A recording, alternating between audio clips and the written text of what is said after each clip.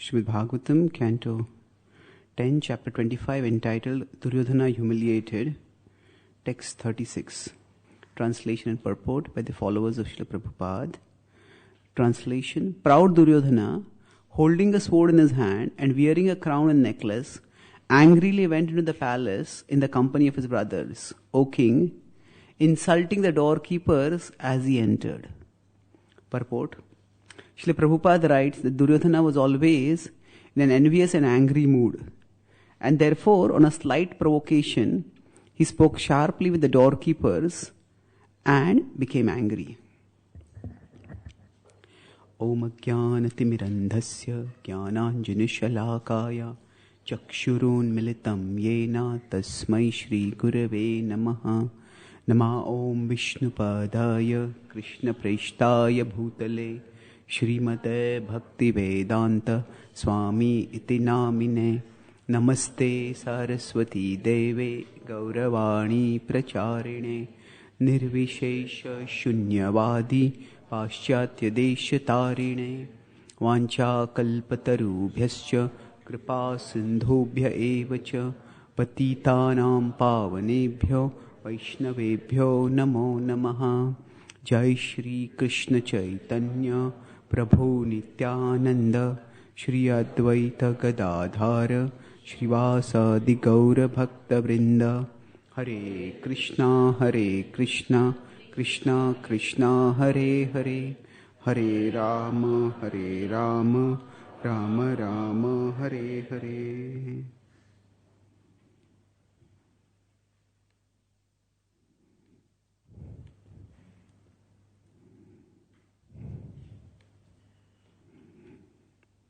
Hare Krishna. So today morning we're continuing on the discussion of how, if God's will is supreme, we have free will. Yesterday I talked about how Krishna's supreme will determines not our actions but the scope of our actions. Just as the sky determines not the movement of the air but the area of the movement. So the backdrop is that Duryodhana acted repeatedly in defiance of Krishna's will. And the most drastic of this was when Krishna himself came as the peace messenger and Duryodhana rebuffed and rejected that request for peace. So can the soul act in defiance of God? And if the soul can, then how exactly is God's will supreme? When bad things happen, who is responsible ultimately? So we discuss how God is the cause of all effects. God is the cause of all causes, but not the cause of all effects. When any vegetation grows on the earth, the rain is the cause. But which specific vegetation grows where, that effect is not determined by the rains. It is determined by the particular seeds that have been sown over there. So similarly, all of us have certain seeds sown in our heart, the impressions of our past karma. And based on our past karma, we also have certain kshetra, area of influence externally. And within that area of influence, it is up to us how we act. And some people can use their free will properly, and some can misuse their free will. So, when bad things happen, it is not that God wants those things necessarily to happen. It is not that Krishna wanted Dushasana or Duryodhana to conspire to dishonor Draupadi. It was they misused their free will and Krishna allowed that to happen. Because by their past karma, they had been given that kshetra, that area of influence. So everything that happens is not necessarily God's will. It is with God's sanction. I talked about how everything that happens is not necessarily God's plan, but it is within God's plan. That means the school doesn't want the students to fail in the exam. But if the students fail, the school has a plan to accommodate them. Like that, if the soul misuses the free will, God has the capacity to include that in His plan. So everything that happens is within Krishna's plan, but it is not Krishna's plan. Krishna's purpose is that we all use our free will properly and become elevated. and ultimately become liberated. So now, this quick recap of what I spoke yesterday. Today I'll focus on the theme of when some things go wrong, when people misuse their free will. Why do they misuse their free will? Now, there are many objections to the existence of God. One is we can't see Him. The other is that, why do bad things happen in this world if God is good? So we discussed it is because people have free will and they can misuse it. Another related question could be that if God is good and we are all parts of God, then why do the parts of God ever do bad things? If God is good, then why would His parts do evil things? So again, this brings us to the point of free will. Now, some religions, they propose the existence of some evil being in competition with God. And they say that evil being is what prompts people to do evil. So in the Christian tradition, they have the idea that there was Satan who came in the form of a snake and he tempted Eve, who then tempted Adam. And that's why they went against the will of God. And then they consider that since that point, because Adam and Eve defied God, so sin has been passed down generation after generation, something like a genetic defect. So all of us are inherently sinful because we are descended from Adam and Eve. Now, this, if it is taken literally, not all Christians take it literally, if it's taken literally, it leads to absurdities, such as, why do tsunamis occur? Why do hurricanes occur? Why do millions of people die in a war? Now, because thousands of years ago, somebody ate an apple. That's ridiculous, isn't it? Now, I'm not saying that Christians say this, but if you take it literally, that's what it implies. There are many Christians who don't take it literally. But the point is that this idea that somebody in the past did something wrong because of which all the problems in the world come. This is not a very intellectually satisfactory explanation for why people do evil or people get results which are bad in this world. So the Bhakti tradition explains that the soul eternally has free will. And the very nature of free will means that there has to be freedom to execute that free will. Now, if a boy, say, is in love with a girl and the boy goes with a flower and falls on her knees and says, please marry me. And she says no. The boy takes out a gun, marry me. Now, that is not love. Isn't it? So, if there is free will, there has to be freedom to execute that free will. So, only when there is freedom does free will become meaningful. So, Krishna has given us freedom in this world to act the way we want. Now, by using our free will in a particular way, we can end up becoming habituated to acting in that way. So we could say that when people do bad things, say, the Bhagavad Gita says there are 3 gates to hell: lust, anger and greed. Now we could say that it's almost every hoarding, every TV, every movie, most television shows, most movies, they are all like gates to hell. They're all triggering lust, anger, greed within us. But now among these 3 weaknesses in the human heart, the anarthas, now consider anger. Here it's described that Duryodhana was angry. And he was shouting at anyone and everyone, at the doorkeepers, just shouting at them. So now what had happened, he was envious on seeing the prosperity of the Pandavas.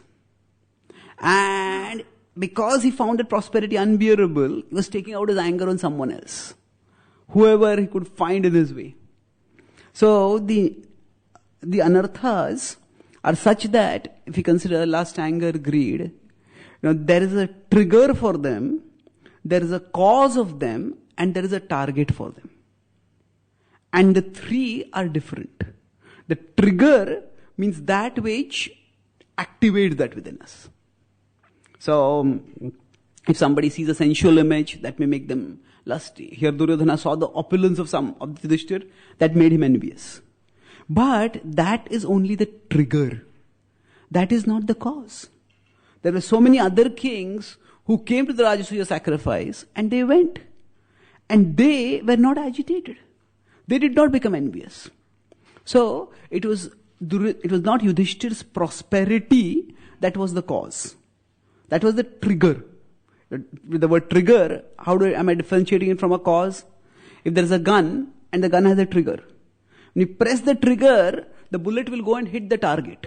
But when? If there is a bullet inside.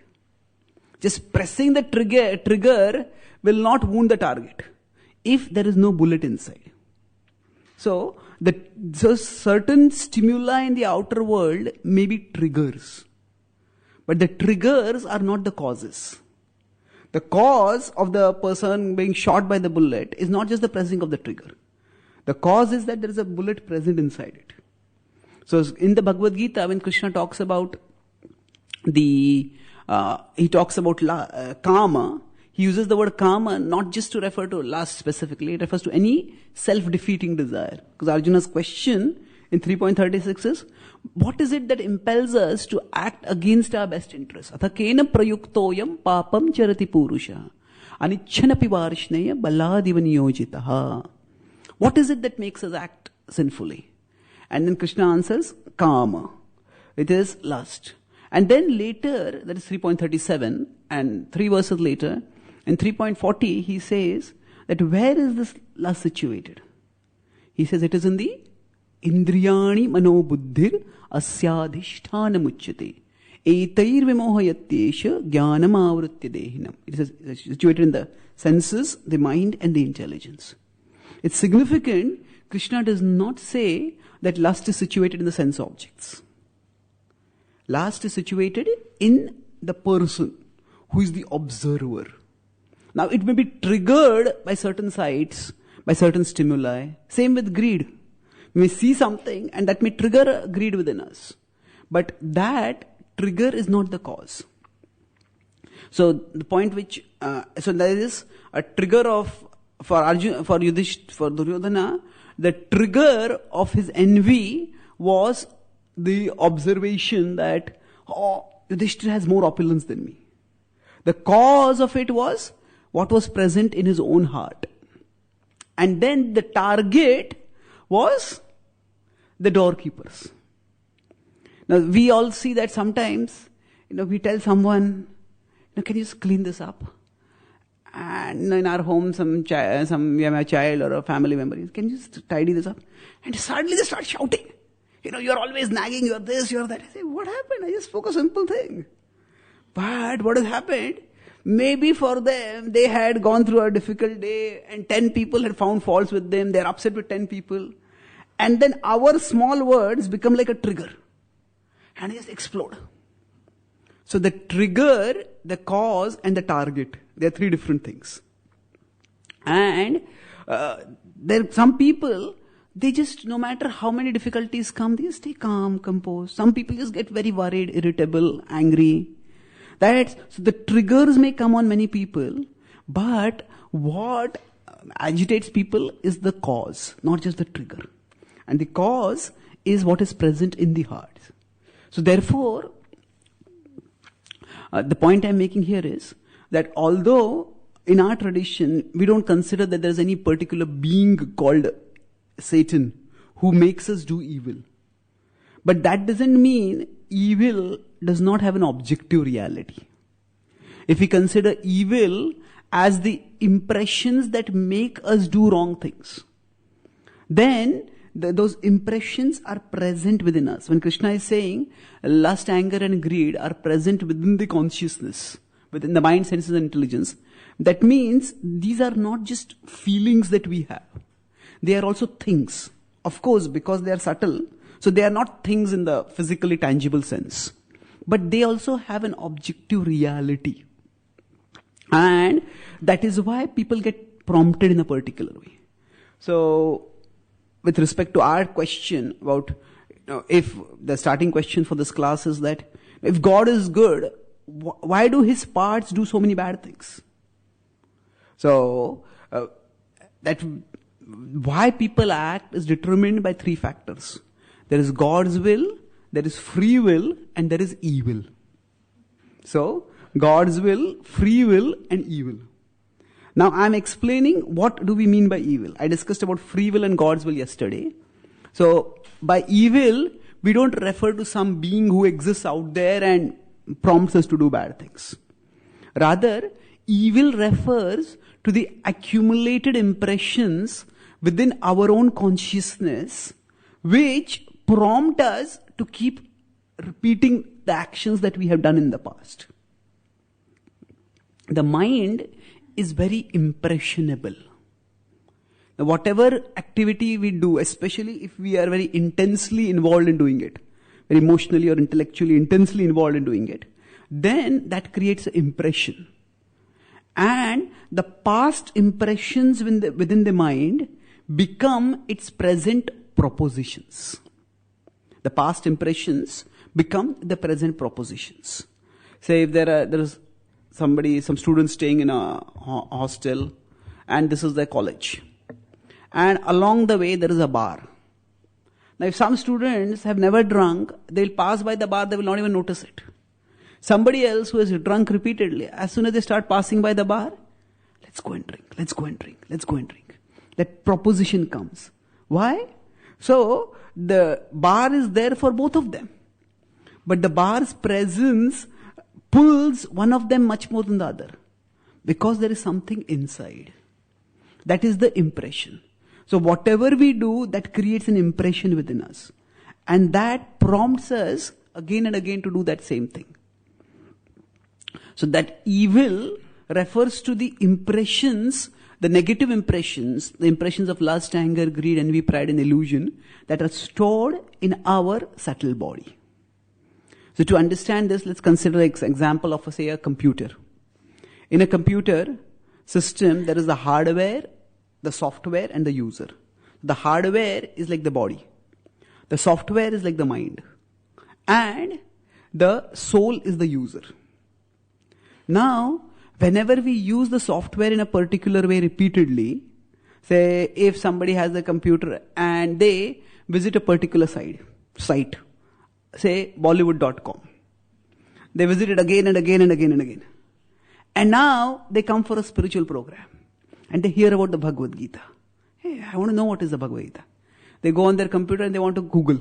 And they type Bhagavad Gita. As soon as they type B, what happens? Bollywood.com comes up. So, what happened over here? They wanted to type Bhagavad Gita, but the browser's autocomplete gave Bollywood. That's because they have selected Bollywood repeatedly. So Bollywood has become stored like a reference over there. Preference. And that comes up again.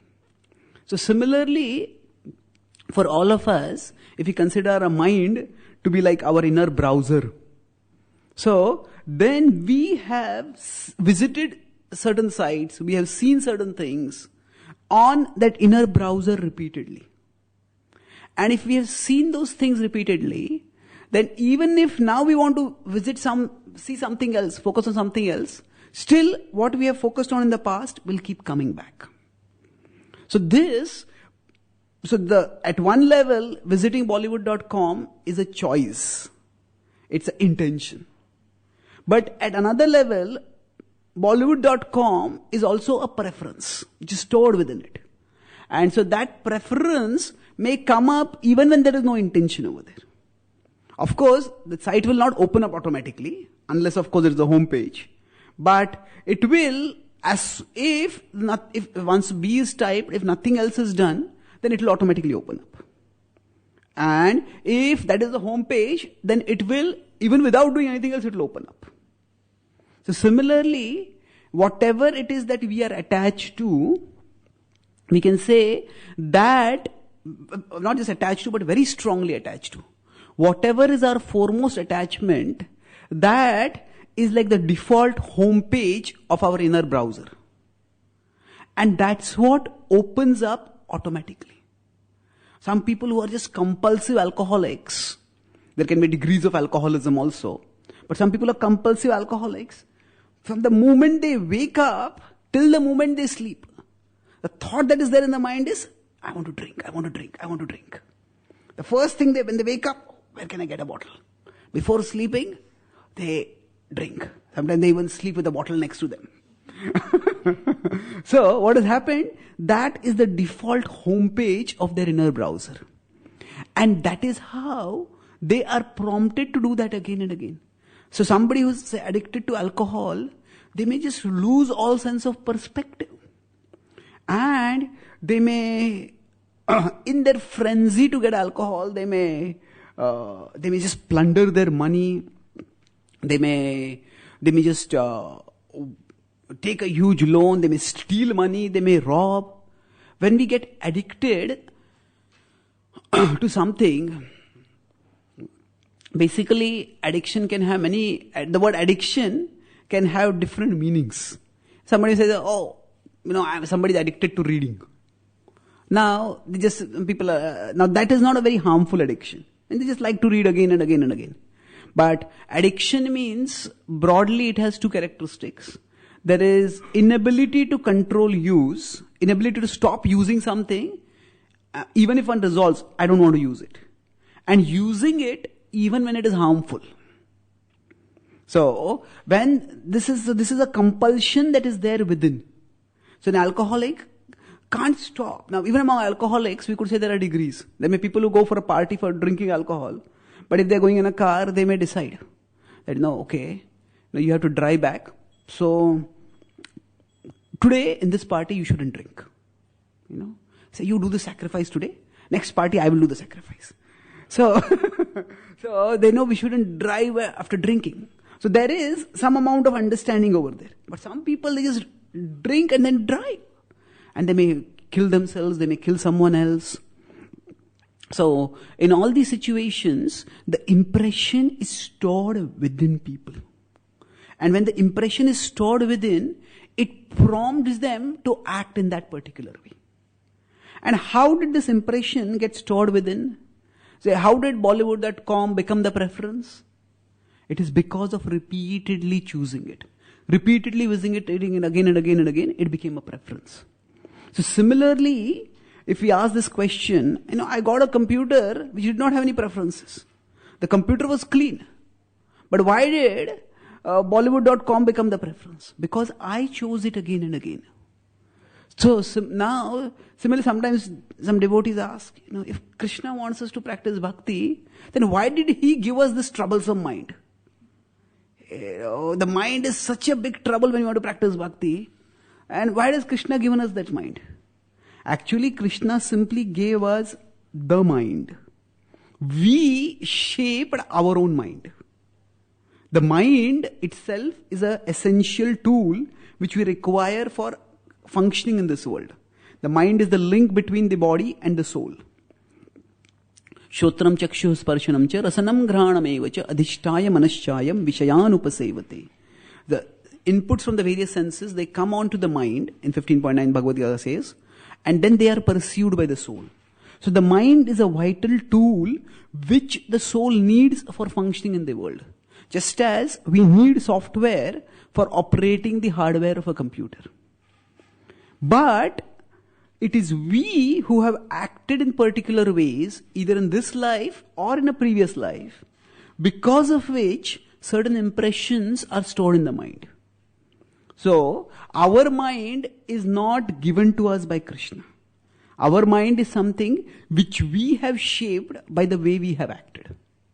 And so, if somebody, say, repeatedly drinks, then what happens? The more they keep drinking, the more that becomes an obsession, and then they start losing perspective. Somebody who would never have drunk, that person can't live without drinking. What has happened over there? That option, that proposition, drink, it comes very forcefully. So we can say the mind is like an inner screen.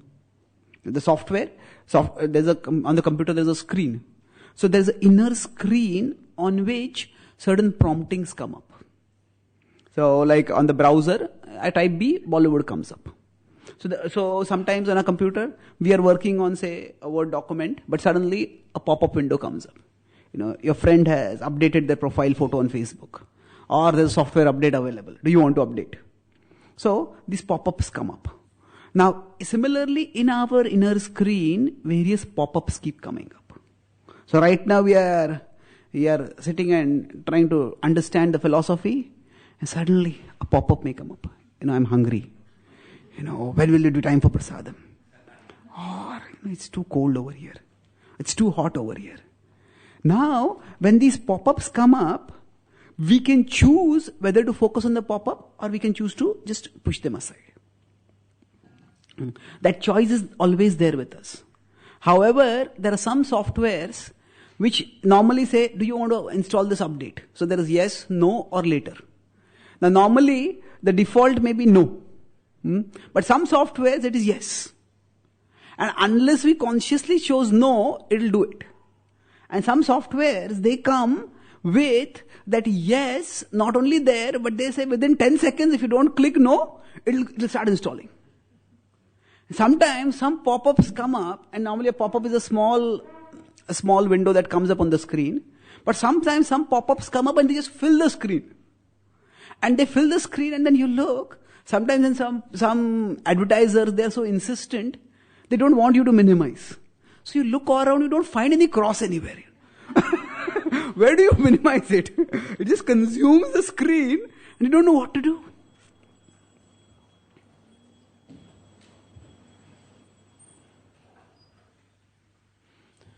So similarly, for all of us, depending on how strong a particular impression is, the pop-up will come.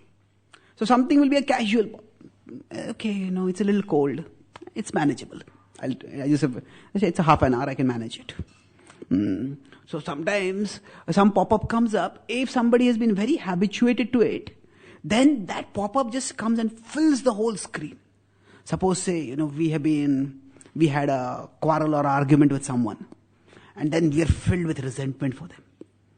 And then, as soon as if we come to the temple also, but you're thinking, has this person come?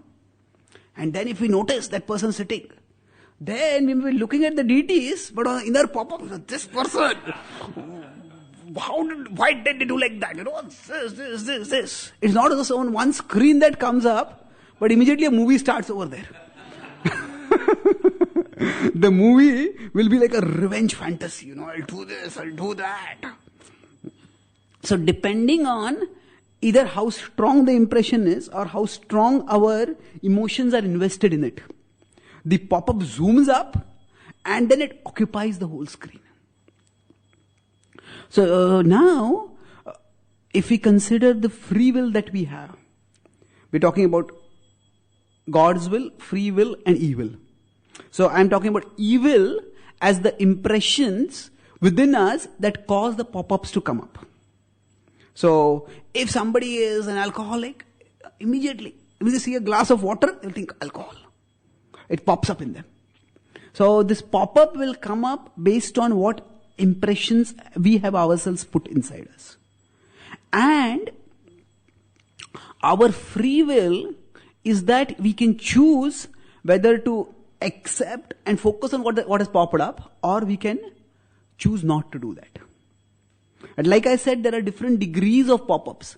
Some may come with the option no or yes, but no click. So if you are very serious about studying for an exam, and then some pop-up comes up, your friend has updated their Facebook picture. This is not now, later.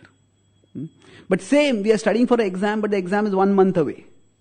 And then we are already a little bored by studying.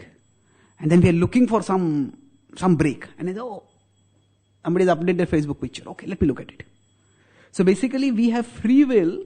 Our free will, we sometimes, especially when we are very conditioned, we don't have the free will to choose what pops up within us. So certain settings might be there on our computer, in the software. Certain things will pop up. We can't change those settings. We can in the long run. I'll come to that later.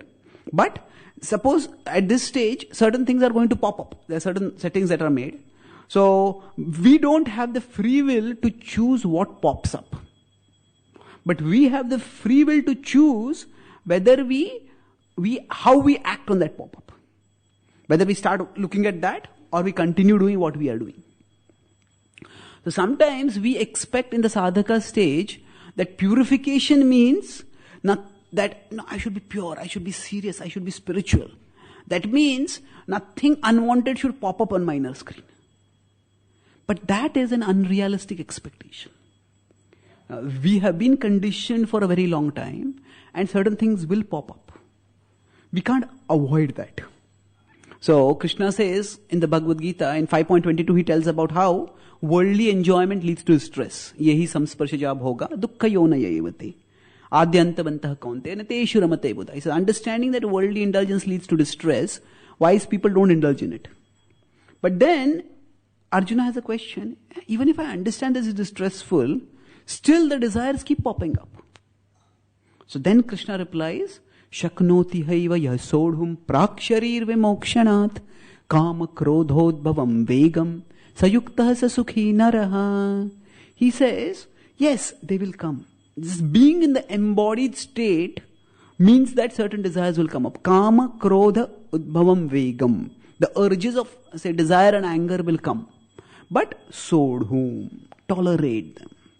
And if you can tolerate them, prak sharir vimokshanat, till the moment of death, then sa yuktaha sa sukhi naraha. Such a person will be well situated. Yukta means engaged in yoga, and nara and sukhi means happy.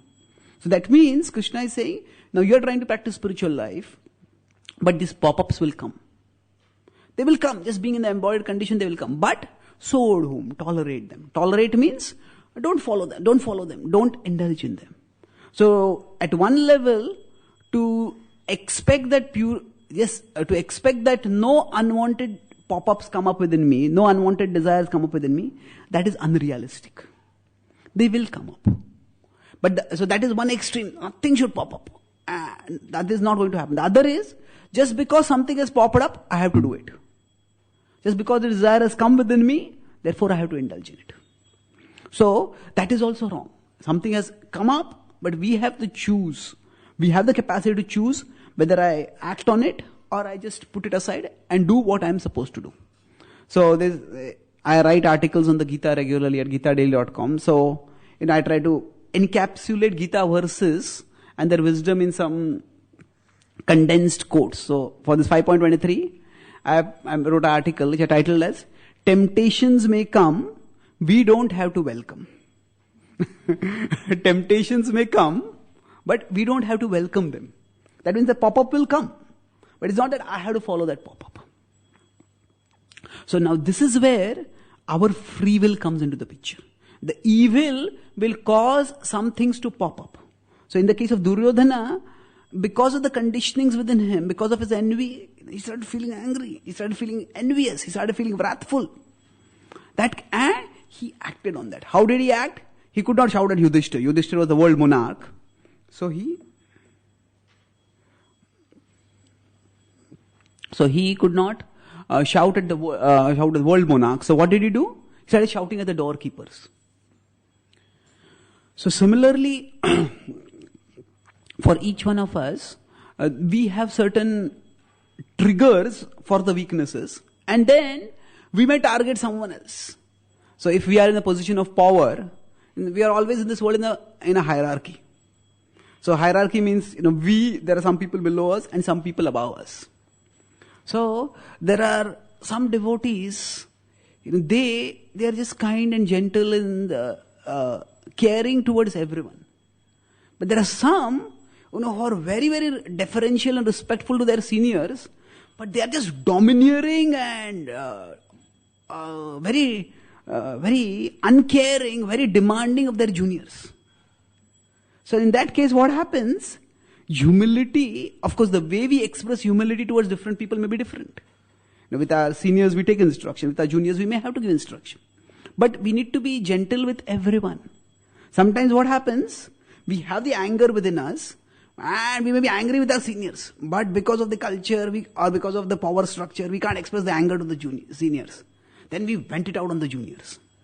So for some people, humility is a means by which we are meant to go closer to Krishna. But for some people, humility is simply the door, the entry pass for getting one's position in the power structure. That means I act humble so that I can get my power in this power structure. So I'll be humble with this person so that I can dominate this person. That if there is no proper spiritual consciousness, then humility is just a show so that one can gain power. So then what happens? There is some person who has done something which has made me angry, but then all that anger comes out on my juniors. So my trigger is something else, the target becomes someone else. This is what is happening with Duryodhana here. He's targeting the doorkeepers. So I'll conclude with one point and we will continue the discussion tomorrow. So here, when I talked about our free will means that something pops up on our inner screen and we choose how to respond. So, with respect to the conditioning means we become habituated to choosing a particular response. The more we are conditioned, that means as soon as something pops up, not only does it pop up more frequently, more insistently, but we also go along with that. So the distance, so there is a stimulus that comes within and there's a response from us. So the greater the distance between the stimulus and the response, that much is our free will. The lesser the distance between the stimulus and the response, the lesser is our free will. So all of us there is this difference. But for some people who have become very habituated, then the distance between the stimulus and the response becomes extremely less. It's almost as if it is not there. And then they just indulge in it. So somebody who's an addiction, this is also a medical condition. It's not just a lack of willpower. Psychologists have that idea. Now, yes, it is at one level a medical condition, but what is the medical condition? The impression has become so strong that the gap between the stimulus and the response is almost not there. Stimulus comes, the response that's the response that comes. Of course, they always have free will, but that free will can be very, very less. And then, at that time, even good people means everybody as a soul is good, because it's part of God. But if they have repeatedly chosen to act in a particular way, that impression has become so forceful within them that they do a bad thing and they don't even have a second thought about doing it. Some people say if they are robbers, they are killers, their conscience, their inner sense of discrimination just died practically. This stimulus, this response. So it is good people who become evil because they keep doing small acts of evil again and again and again till that evil becomes the default response for them. And that's how they end up doing terrible things. So for Duryodhana, in a royal assembly where everyone is present, to even suggest the idea that will dishonor Draupadi, that's outrageous. But because that whole idea was, that evil propensity was there within him, so it just went on and on and on. And at that particular point, it just exploded. And he proposed such a dastardly act at that time. So for us, we all have our particular conditionings, because of which this gap between stimulus and response may be very less. For each of us in certain things. We might get angry, we might get greedy, we might get lusty, we might get envious, whatever it is. So what do we do? If this gap is very less, two main things, and I will elaborate on the principle of bhakti and how it helps tomorrow.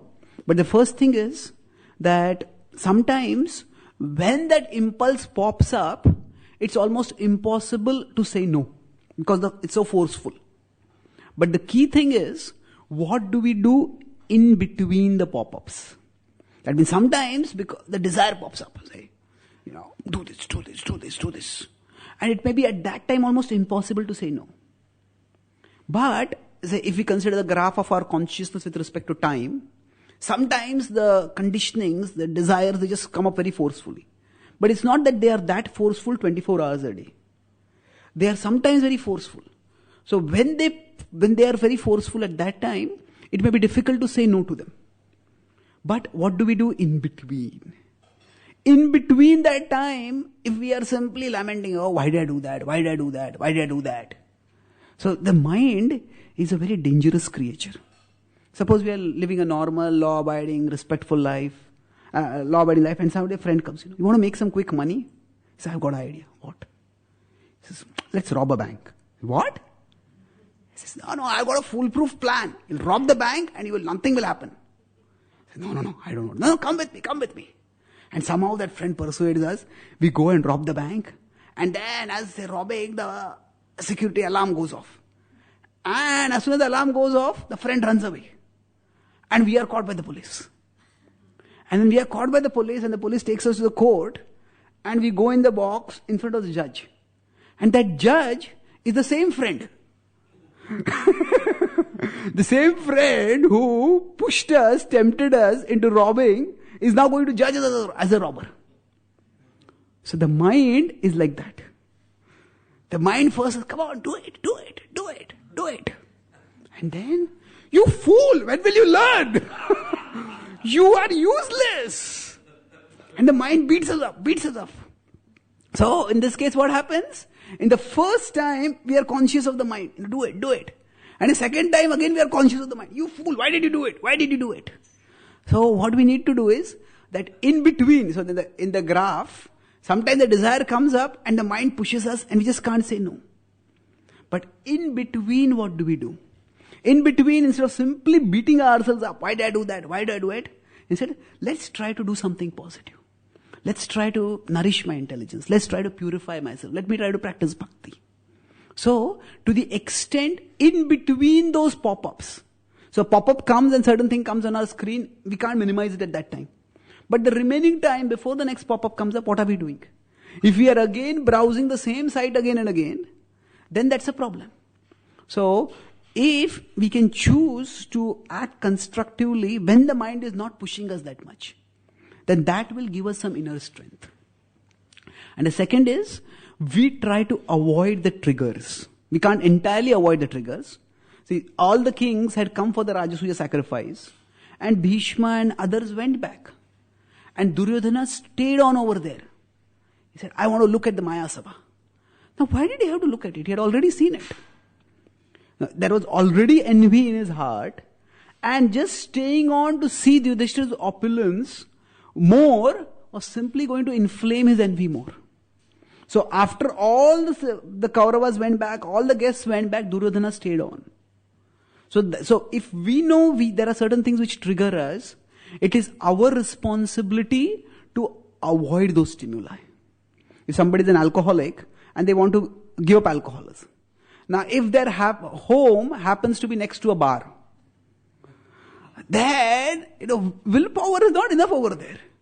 Willpower is required, but we all have our weak moments. And the bar is right next, they will go and drink. So then, they may say that they have to avoid the trigger. If they're serious about giving up alcohol, they may decide, I can't stay over here. I have to relocate somewhere else. So all of us, if you have to deal with the evil within us, we have to understand what is it that triggers the evil. And we can't entirely eliminate triggers in this world, but we can at least minimize those triggers.